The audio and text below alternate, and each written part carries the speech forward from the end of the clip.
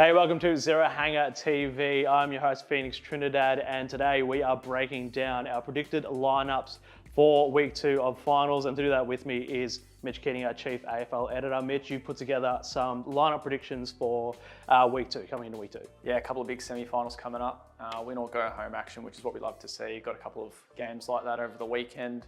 And a couple of those clubs that got wins in those elimination finals rolling on to week 2, which is always kind of exciting. And then for the two other sides playing this week in Port Adelaide and GWS, looking to bounce back from those qualifying final losses. So all 4 clubs probably potentially looking at least one change each, whether that's through injury or maybe swinging the axe. So there's a fair bit to look forward to ahead of our Thursday selection. Yeah, absolutely. Well, let's go straight into it. So, game 1 of week 2, Friday night, Adelaide Oval, back at Adelaide Oval, Port Adelaide versus Hawthorn. Hawthorn obviously coming off that great win against the Doggies, and Port Adelaide, unfortunately, can't drop the entire team, but will Ken Hinkley swing that axe, you reckon? I think so.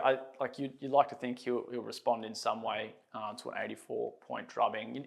You don't want to take too many changes though and really go too far, but I think one change that certainly could be made is dropping Charlie Dixon. It's a pretty big call, obviously.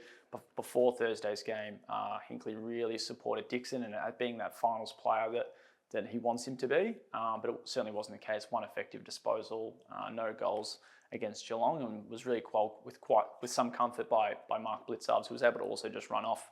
They've got Todd Marshall waiting, and I know Ken Hinkley said post-game why he didn't play was probably because he hasn't played much in the last 2 or so months, but I think his talent's too good to ignore. So I think it's probably Dixon that gets dropped, and it might only be the one change.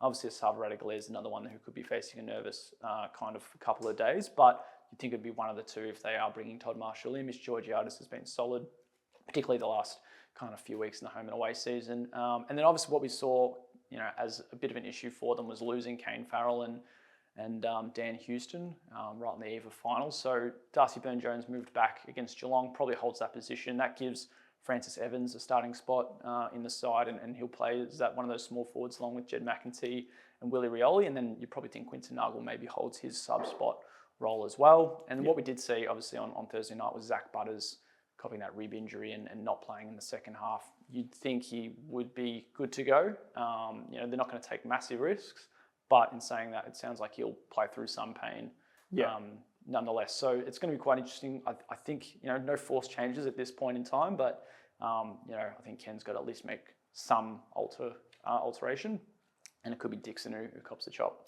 Yeah, unfortunately. Butters, I think, is going to do everything in his power to get to that game. So looking at the Hawks now, so Sam Frost came off, was injured last week, confirmed, and then Will Day also confirmed not to be playing. Yeah, so obviously 3 injury woes for the Hawks in September is going to be quite frustrating, but they looked absolutely fantastic on Friday night against the Western Bulldogs. So what we've got obviously is Sam Frost out for the rest of the season. So first big selection for Sam Mitchell to make is who replaces him. Do they stay tall or do they kind of go small and shift around? I think getting in a similar player to Frost is probably going to be the right answer, and Ethan Phillips, it might just be that. So they're probably going to pick between Phillips or Jai Sarong, 2 players who named in the VFL 40-man Team of the Year squad, so they're certainly not short on viable options. But Phillips at 197 centimetres, I think he's got about 4 centimetres over Sarong, and probably that better, more suitable replacement for Frost is probably going to be the one. Sarong's had such a good year, and I think his Box Hill form, particularly late in the season, was fantastic. But I think just you want that like for like. You don't want to go too small, particularly if you've got a Radaglia, a Marshall, a Georgiades, a Dixon, whatever kind of matchups that Port kind of throw around.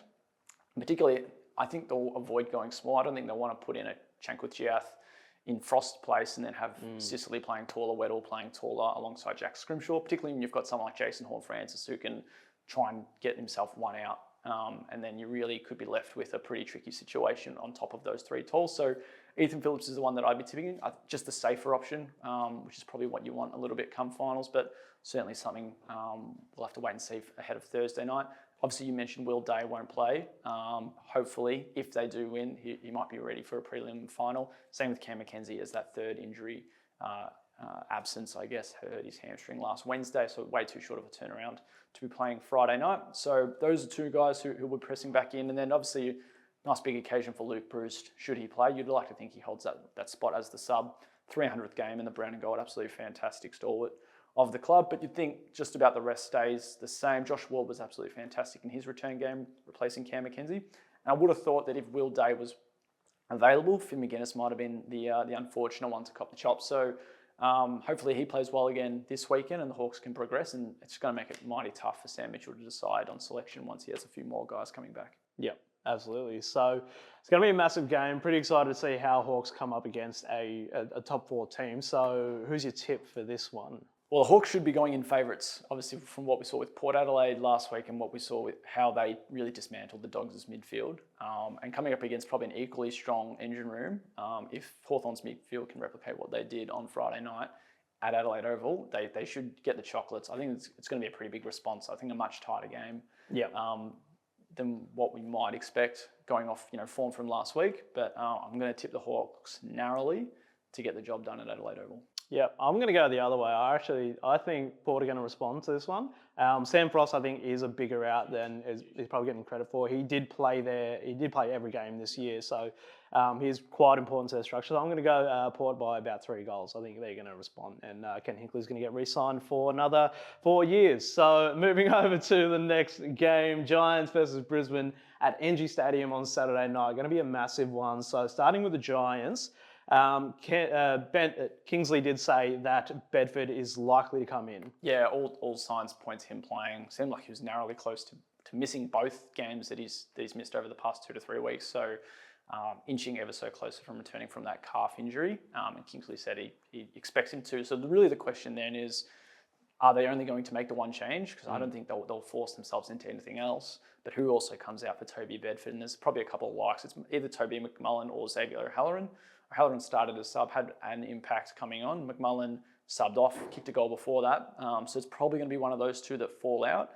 My bet would maybe be McMullen, just less experience. O'Halloran was actually pretty key for the Giants last September when he was around the ball. So maybe it's as simple as just McMullen out of the side altogether. Bedford in, plays that tagging role likely on Lachie Neale. So that's going to be a pretty big matchup and a very big in for the Giants if he is fit in time. I think Lachie Keefe holds his spot, maybe did just enough to hold Jake Riccardi out. Obviously, the big advantage that Keefe has is he's probably better in the ruck as that supporting option coming up against Oscar McInerney, who's been absolutely monstrous in the second half of the season. Kieran Briggs still kind of carrying that shoulder concern, so any chance of a niggle there that puts him on the bench for at least 10 minutes, you're really going to want someone who can body McInerney, and it's probably going to be Keefe instead of Jake Riccardi, who didn't return last week despite being cleared after having finger surgery late into the year. So I think that might be it, just the one change. Bedford in, maybe McMullen out. If there's 2, maybe it's Harvey Thomas in for O'Halloran as well, but I think that's probably what you're looking at from the Giants despite having the loss. No forced just one forced change and nothing where Kingsley's kind of pushing anything further. Yeah, absolutely. So let's take a look at Brisbane now. So Jack Payne obviously went off against Carlton, subbed out I think at halftime. So who do we come in for Jack Payne? Yeah, well, Dara Joyce is the obvious one. Payne obviously returned in that elimination final from injury, and Joyce had held down the fort in his absence. Payne comes back in, hurts his knee. No, certainly not definitely ruled out, but it's going to be really touch and go. I wouldn't have thought that Chris Fagan's going to be taking any risks. It's going to be a mighty tough effort for that back line, though, when you've got Harris Andrews maybe having to go to Jesse Hogan. That's absolutely awesome showcase that we're going to get to witness. But Joyce and Lester having to go up on Cadman and Keefe.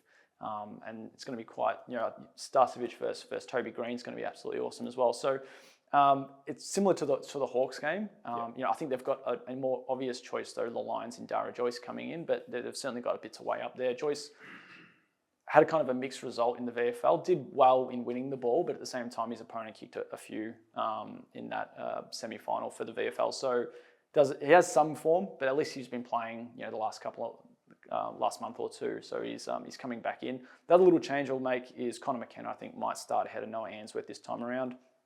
Bruce Revel, Darcy Ford, Harry Sharp are also among some of the Lions' best in that VFL semi-final win over Williamstown last weekend. So Joyce in, Payne out. I think they'd love to have Payne playing, but it might just be too little too late.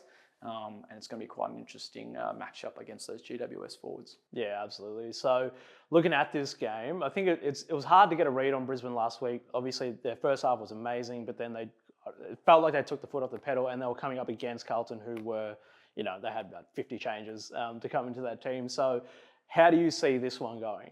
I think the Giants might have the strong start this time round. Yep. It's going to be quite an. They're always pretty fun affairs when you get these really busy crowds out in Western Sydney, and I think the Giants might be able to use that quite early. Yep. But I think very much like the other semi-finals, this one's going to go right down to the wire. I want to tip. I think I want to tip GWS, but I reckon I'm going to go with Brisbane by 2 kicks. Fair enough. I'm going to back in the Giants. I did. I said last week I did have the Giants as my premiers in our preseason predictions. I'm sticking fat with that one. So I think the Giants are going to come in and probably take it about by 2 goals. They were pretty well represented at the SCG crowd-wise last week, so I think they're going to come around. Brisbane are looking good, but I think Giants are just that step better. So that is it for week 2 of the finals. So what do we have at Zero Hanger in terms of finals coverage? Yeah, we've launched our finals hub on site. So if you go to zerohanger.com, you can catch just about everything. We've had our finals MVP votes go up for the first weekend of action. So we're tied lead there. Obviously, all the latest news, injuries, selection concerns, some obviously pre-weekend analysis, and some fallout stuff from the weekend that just was as well. So heaps there on top of everything else that we've got sorted in our content planning. Beautiful. All right, thank you, Mitch. And don't forget, you can catch all the latest AFL news at zerohanger.com.